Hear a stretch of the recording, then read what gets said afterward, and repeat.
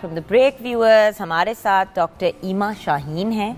आप consultant dermatologist हैं and cosmetologist हैं। अस्सलाम वालेकुम डॉक्टर। वालेकुम अस्सलाम। अच्छा डॉक्टर साहब, ईमा का मतलब क्या है? सबसे पहले तो ये बताएं ना। ये शायद वो क्वेश्चन है जो मेरे से right from the very beginning, जब मैं स्कूल के इंटरव्यू के लिए गई थी और अब तक सबसे फ्रीक्वेंटली पूछा जाता है। It's a beautiful name, so इसका मतलब बेसिकली है गिफ्ट, और गिफ्ट जो है my mother named me like as a gift of God. अच्छा, तो बिल्कुल that is how it is. मैंने कहा मैं पूछ लूँ ना, ये हमारे व्यूअर्स भी अब कह रहे होंगे, अब इतने लोग आपको देख रहे हैं, तो हमने कहा ये भी क्लियर कर लें। तो डॉक्टर गिफ्ट हमारे साथ है। तो ये बताइए कि डैंड्रफ, आज दो चीज़ों पे बात करनी है, क्योंकि देखिए जब स्कूल शुरू होता है माँ बाप दो चीज़ों से बड़े तंग होते हैं बच्चों के बालों से रिलेटेड। एक डैंड्रफ का इशू, और उससे भी ज़्यादा बढ़ के जुएं। बच्चे जैसे स्कूल गोइंग एज पे पहुंचते हैं तो जुओं का इशू शुरू हो जाता है। तो सबसे पहले मैं डैंड्रफ की बात करना चाहूँगी, जो बच्चे बड़ों सबका इशू है। खुश्की, डैंड्रफ, ये है क्या? इसको मैं पहले आपको obviously from doctors point of view कि डॉक्टर क्या समझते हैं, क्योंकि आप जैसे जाते हैं पब्लिक में तो जो भी सर में थोड़ी बहुत स्केलिंग हो गई है, कोई वाइट पाउडर टाइप नज़र आना शुरू हो गया है उसको, या कोई किसी टाइप के भी स्केल्स हैं, हम उसको डैंड्रफ कहते हैं। अब इसके लिए अगर तो थोड़ा बहुत मसला है, स्पेशली बच्चों की जैसे आपने बात की, तो ज़्यादातर ये है कि ये स्किन जैसे ड्राई होती है। आप देखते हैं सर्दियों के मौसम में या कोई आपने डिटर्जेंट यूज़ कर लिया है, स्किन ड्राई हो जाती है, तो थोड़ी सी वो रफ और फ्लेकी हो जाती है। जैसे हमारी बाकी जिल्द है उसी तरह हमारी सर की जिल्द भी है।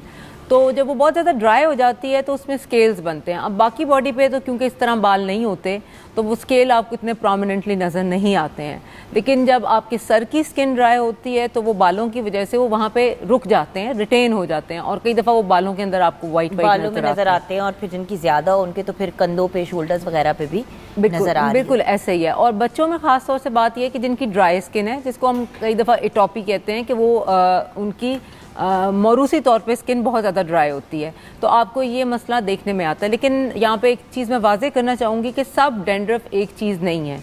कई डर्मेटोलॉजिकल यानी स्किन रिलेटेड प्रॉब्लम होते हैं जो स्केलिंग के साथ आते हैं।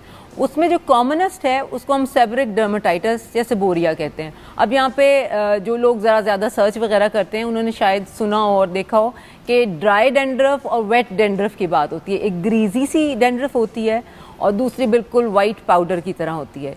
जो वाइट पाउडर की तरह होती है और आपको स्किन ग्रीजी नहीं फील होती और वाइट होती है, वो ड्राइनेस की वजह से है।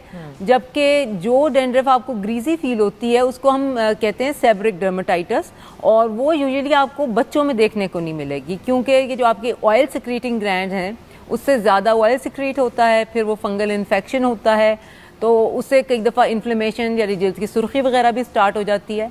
लेकिन बात इस तरह है कि ये जो सेबरिक डर्मेटाइटिस होता है या sebaceous gland, oil producing gland जो हैं वो एक्टिव होते हैं once a child grows up, यानी एडोलेसेंस में जाके प्रॉब्लम ज़्यादा होता है। इसलिए अगर छोटे बच्चों में है तो उसका चांस ना होने के बराबर है।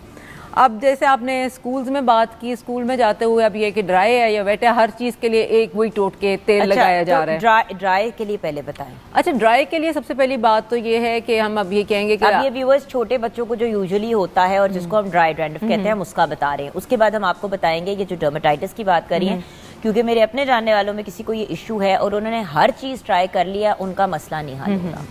अच्छा, अब इस तरह है कि ये जो ड्राई डैंड्रफ की बात जो स्कूल गोइंग बच्चों में ज़्यादा कॉमन है, क्योंकि बिल्कुल अर्ली ऑन एज में seborrheic dermatitis because of mother's hormones बच्चों में जो लेस देन 1 ईयर हैं आ जाता है। लेकिन उसके बाद जो चीज़ स्किन में स्केलिंग और रेडनेस है वो यूजुअली ड्राइनेस की वजह से है। अब इस तरह है कि हमें बच्चों को, आजकल का मौसम स्पेशली है ग्रीजी मौसम में, बच्चे बार बार नहाए जा रहे हैं, नहा रहे हैं तो उसमें शैम्पूज हो रहे हैं 1 2 3 4, फिर उसके बाद ये डैंड्रफ हो गई, हम ऑयलिंग करते हैं, ऑयलिंग करने के बाद बालों से तेल निकालने के लिए 4 दफ़ा शैम्पू हो रहा है।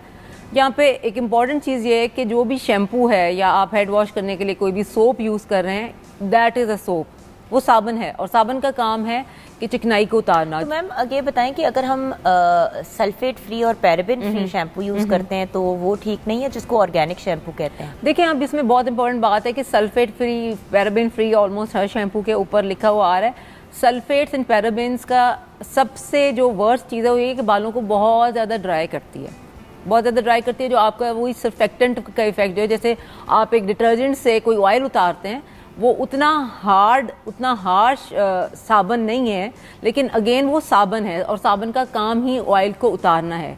स्किन का जो कुदरत की तरफ से सिस्टम है कि ऑयल प्रोड्यूसिंग ग्लैंड इसीलिए बनाए ताकि आपकी स्किन जो है वो मॉइस्चराइज रहे, वो ड्राई ना हो। तो जो आप उसका रिक्वायर्ड ऑयल है वो बार बार शैम्पू करके वो भी सारा निकाल देते तो मैम फिर सोल्यूशन क्या है? अब जैसे कि मेरे जैसा बंदा है एक्सरसाइज एवरी डे, और क्योंकि मेरे फाइन बाल हैं और आपके भी फाइन बाल है, तो आप अंडरस्टैंड करेंगी कि एक दफा एक्सरसाइज करें तो इतनी स्वेटिंग होती है कि आपको बाल वॉश करने पड़ जाते हैं। देखिए, आप बाल वॉश जरूर करें, मैं बाल वॉश करने को बिल्कुल नहीं, लेकिन जो शैम्पूइंग की फ्रीक्वेंसी है आप उसको कम रखें। ये हमारा एक मिथ है कि जी बाल शैम्पू किए बगैर साफ नहीं होंगे। अगर आप ये समझ रहे हैं कि स्वेटिंग हो गई है, स्वेटिंग के बाद you can easily wash it just with plain water, पानी से, पानी बिल्कुल पानी, क्योंकि देखिए साफ तो